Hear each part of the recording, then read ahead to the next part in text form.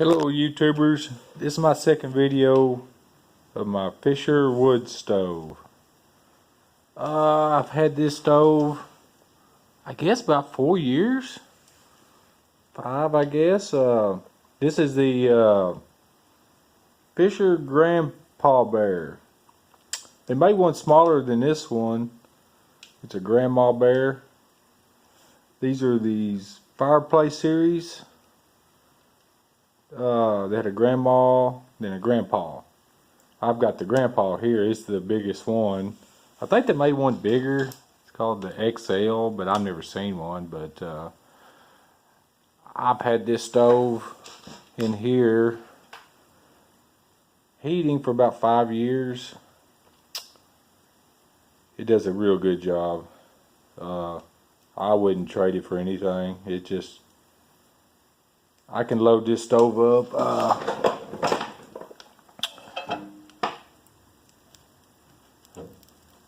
Right now 3 pieces of wood, but I can load it up. It's a big old firebox.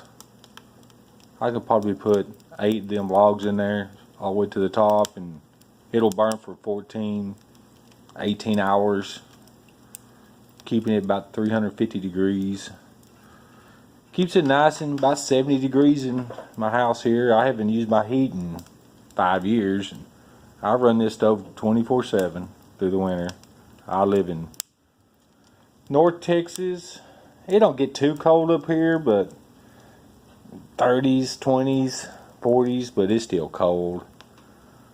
I burn mostly hardwood down here. We got abundant of it, of oak and boardark, or you can call it Osage orange, or I got a piece in there right now. It's a piece of Osage boardark. It pops, but it puts out tremendous amount of heat. Tremendous.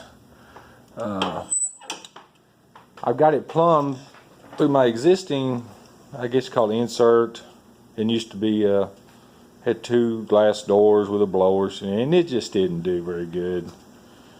This one is a rear exhaust 8-inch pipe that I went through the existing chimney. It was a 10-inch, so I just used black wall pipe, went through the 10-inch all the way to the top. It'd been in there 5 years, and later on, if it rusts out, I'll go back with stainless steel. But seems like it's doing a pretty good job.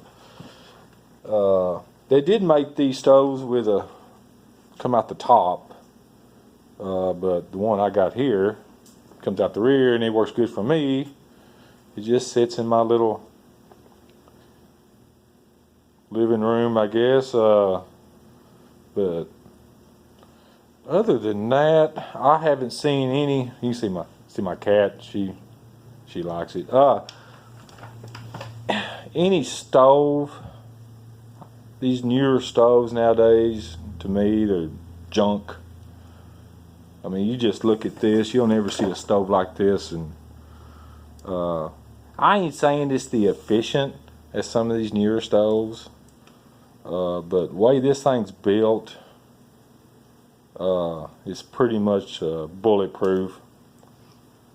No maintenance on it at all. So I was cleaning the chimney once, twice a year, run the brush down it. Other than that, it's all original. This stove was probably from 1977, maybe 1978. I think the 76 models had the 76 on the door, bicentennial.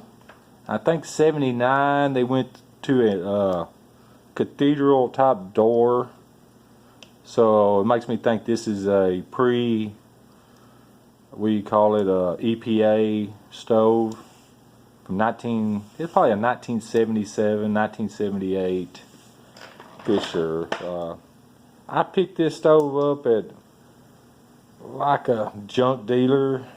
He sells a bunch of different stuff, and I seen it, didn't know much about it, didn't even know.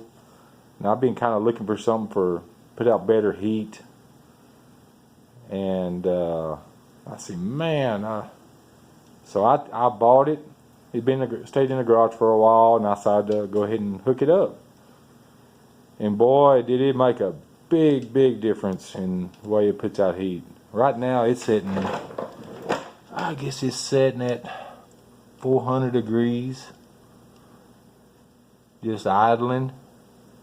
The wind's kind of up today, so I got the dampeners kind of low because it really draws. It really draws. And you can tell there's no gaskets on these doors at all.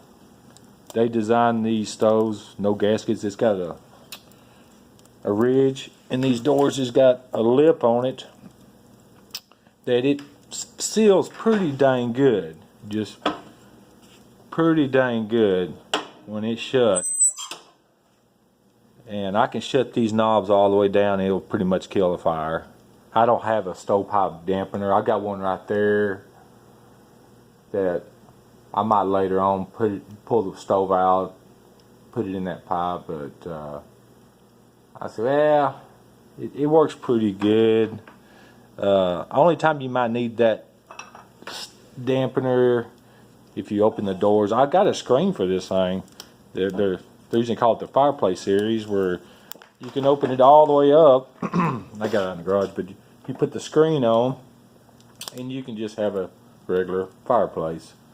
With a dampener, you can close the suction off the pipe where it ain't going to really burn real fast, just enough we won't smoke in the room. That's the only thing it's good for, really. But I've never really keep the doors open very long. It does a lot better with the door shut and puts out way more heat. For me, I usually load this stove up in the morning about 6:30. I'll load it completely, shut the dampeners a little bit, open them up, and it'll go all day. I'll come home at night 6 o'clock and it's still sitting about 350. Big old bed of coals in there. I'll throw some more wood in there, and before I go to bed I'll load it back up. It'll go all night. I can usually go for about a week, 24 hours a day of burning in this stove. And this thing holds a lot of ashes.